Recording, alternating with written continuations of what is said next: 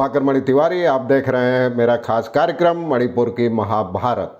आप जानते हैं मणिपुर में 60 सीटें हैं विधानसभा की, जिनमें पहले दौर में 28 फरवरी को 38 सीटों पर मतदान हो चुका है और अब बाकी बची 22 सीटों पर कल यानी 5 मार्च को मतदान होना है।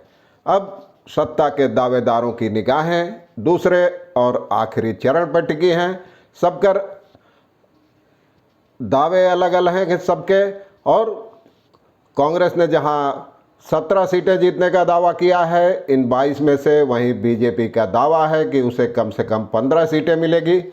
और इससे पहले मुख्यमंत्री बीरेंद्र सिंह पहले चरण में मतदान के बाद ही उन्होंने दावा किया था कि 38 में से कम 30 सीटें पार्टी को मिलेगी और कुल मिलाकर 40 सीटें मिलेगी। तो दोनों दावों को ध्यान में रखें तो 30 और 15, अब बीजेपी दावा कर रही है 45 सीटें हो जाती है। और इस बीच कांग्रेस ने आरोप लगाया है कि कुछ प्रतिबंधित संगठनों को पैसा दिया है सरकार ने और वोट खरीदने की कोशिश की है, चुनावों को प्रभावित करने की कोशिश की है। मैंने आपको राजधानी इंफॉल से सीधे कई रिपोर्ट दिखाई थी। आज आखिरी चरण की चर्चा, देखिए आखिर तक रिपोर्ट। जैसे तो चैनल को सब्सक्राइब करें, मित्रों परिजनों के साथ शेयर करें और घंटी का निशान भी दबा दें। आपको बताते हुए मुझे काफ़ी खुशी हो रही है कि इंफॉल से मेरी रिपोर्ट काफ़ी पसंद की गई। कई लोगों ने टिप्पणियों से अवगत कराया, सराहा, समर्थन दिया। तो देखिए इस रिपोर्ट को भी। तो चलते हैं आगे, पहले मणिपुर के कुछ नज़ारे, उसके बाद रिपोर्ट।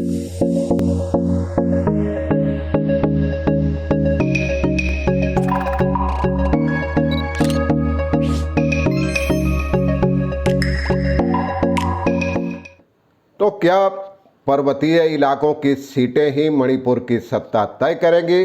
लाख टके का यही सवाल पूछा जा रहा है दूसरे और आखिरी चरण के मतदान से पहले राज्य के राजनीतिक हलकों में, क्योंकि जिन 22 सीटों पर मतदान होना है 5 तारीख को, उनमें से ज़्यादातर पर्वतीय इलाके में हैं, नागालैंड की सीमा से सटे हैं और नागा बहुल सीटें हैं।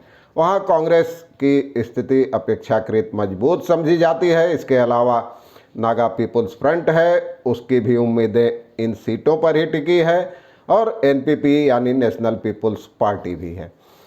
तो चलिए पहले थोड़ा इंफॉल का नज़ारा देख लेते हैं और उसके बाद दिखाऊंगा कि मुख्यमंत्री बीरेंद्र सिंह ने पहले चरण के मतदान के बाद क्या दावा किया। इस समय इंफॉल में मणिपुर प्रदेश बीजेपी मुख्यालय के बाहर हूँ।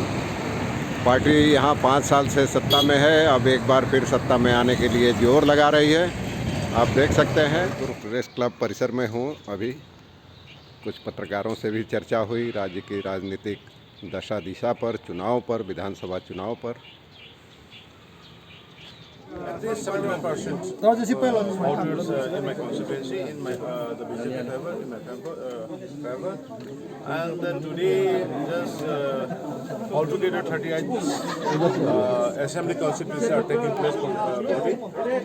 And out of this, Manipur Pradesh BJP अध्यक्ष शारदा देवी ने कहा है कि उनकी पार्टी इन 22 में से कम 15 सीटें जीतेगी और ओवरऑल 40 सीटें जीतकर अपने बूते अपने बहुमत से 2/3 बहुमत के साथ सरकार में लौटेगी।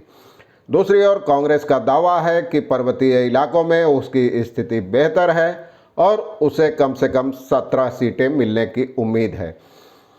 दूसरी ओर जो प्रभारी थे कांग्रेस के वरिष्ठ नेता जयराम रमेश, उन्होंने दावा किया है कि कांग्रेस थौबल जिले में और बाकी पर्वतीय जिलों में क्लीन स्वीप करेगी। और 2017 के चुनाव में आपको पता है कांग्रेस सबसे बड़ी पार्टी के तौर पर उभरी थी 28 सीटें जीतकर, लेकिन सरकार नहीं बना पाई थी, जबकि 21 सीटें जीतने वाली बीजेपी ने एनपीपी, एनपीएफ और निर्दलीयों के समर्थन से सरकार का गठन किया था। दूसरे दौर में कुल 22 सीटों के लिए 92 यानी 92 उम्मीदवार मैदान में हैं। इनमें से महज 2 ही महिलाएं हैं। बीजेपी ने इन सभी 22 सीटों पर उम्मीदवार खड़ा किया है, जबकि कांग्रेस 18 सीटों पर चुनाव लड़ रही है। एनपीपी ने 11 सीटों पर अपने उम्मीदवारों को मैदान में उतारा है, जबकि एनपीएफ यानी नागा पीपुल्स फ्रंट और जनता दल यूनाइटेड 10-10 सीटों पर चुनाव लड़ रहे हैं। इस दौर में जो महत्वपूर्ण उम्मीदवार हैं उनमें पूर्व मुख्यमंत्री ओक्रम इबोबी सिंह, उनके पुत्र सूरज कुमार और अंगबो नेमाई और लोसी दिखो जैसे प्रमुख मंत्री भी शामिल हैं। पूर्व उप मुख्यमंत्री भी कई हैं, गाईखांगाम, टीएन राधेश्याम और के रंजीत, वो भी अपनी किस्मत आजमा रहे हैं। और चंदेल और नुंगबा सीट पर महज 2 ही उम्मीदवार मैदान में हैं और सबसे ज़्यादा 8 उम्मीदवार वांगखेम सीट पर मैदान में हैं। ओक्रम इबोबी सिंह जो पूर्व मुख्यमंत्री रहे हैं कांग्रेस के, वो बीजेपी के एल बसंत सिंह के सामने मैदान में हैं थौबल से। और एल बसंत सिंह पिछली बार चुनाव हार गए थे और इस दौर में करीब 8.5 लाख मतदाता हैं, जिनमें 4,28,000 महिलाएं हैं और कुल 1247 मतदान केंद्र हैं।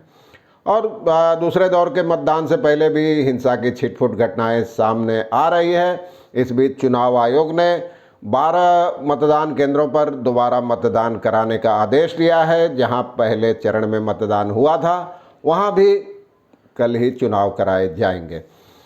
और चुनाव सामग्री को नुकसान पहुंचाने के आरोप में 2 लोगों को गिरफ्तार किया गया है और दूसरे दौर का प्रचार थम गया है, बृहस्पतिवार शाम को ही थम गया। इस दौरान मुख्यमंत्री ने भी कई रैलियों को संबोधित किया। लेकिन इस बीच एक बड़ी घटना में कांग्रेस ने आरोप लगाया है कि राज्य सरकार ने करोड़ों की रकम जो पाबंदी वाले भूमिगत संगठन हैं उनको जारी की है और इनका इस्तेमाल चुनाव जीतने के लिए करना चाहती है। जयराम रमेश ने यह आरोप लगाया है। उन्होंने कहा है कि जिन लोगों को गिरफ्तार किया गया है उनकी न्यायिक हिरासत बढ़ाई जाए। वो कांग्रेस के वरिष्ठ पर्यवेक्षक हैं मणिपुर चुनाव के लिए। उन्होंने कहा कि राज्य सरकार ने करोड़ों की रकम जारी कर चूड़ाचंदपुर और कांगपोकपी जिले में यह सुनिश्चित किया है कि चुनाव में शांतिपूर्ण नहीं रहे, हिंसा हो और बीजेपी को फायदा पहुंचे। उन्होंने इसे रिश्वत करार दिया है कि दूसरे दौर में टेक्नोपाल और चंदेल जिलों में भी इसका फायदा पार्टी को मिले। तो इससे पता चलता है कि डबल इंजन की सरकार की प्राथमिकताएं क्या हैं। उग्रवादियों की सहायता कर रही है, आर्थिक मदद दे रही है। इससे पहले एनपीपी के प्रमुख कोनराड संगमा ने भी यही आरोप लगाया था बीजेपी पर। उनका कहना था बीजेपी चुनाव जीतने के लिए भूमिगत संगठनों की सहायता ले रही है और विपक्ष के उम्मीदवारों को धमकियां दी जा रही है। उनका कहना था कि पार्टी के 4 उम्मीदवार इन धमकियों के कारण ही नामांकन पत्र दायर नहीं कर सके। तो भले पूरी दुनिया यूक्रेन रसिया की लड़ाई में बचे खुचे लोग यूपी के चुनाव में व्यस्त हों, मणिपुर चुनाव में कई दिलचस्प पहलू हैं। और मैंने जैसा आपसे वादा किया था, मैं 1 सप्ताह के इम्फॉल दौरे के दौरान मणिपुर के कई अंदरूनी इलाकों में गया, बर्मा से लगी मोरे सीमा तक गया और सैकड़ों लोगों से बातचीत की। उसका वीडियोज मैं धीरे धीरे दिखाऊंगा, इंतज़ार कीजिए। चैनल को सब्सक्राइब कीजिए, समर्थन दीजिए, शेयर करें और लाइक करें। आज के लिए बस इतना ही। धन्यवाद, नमस्कार।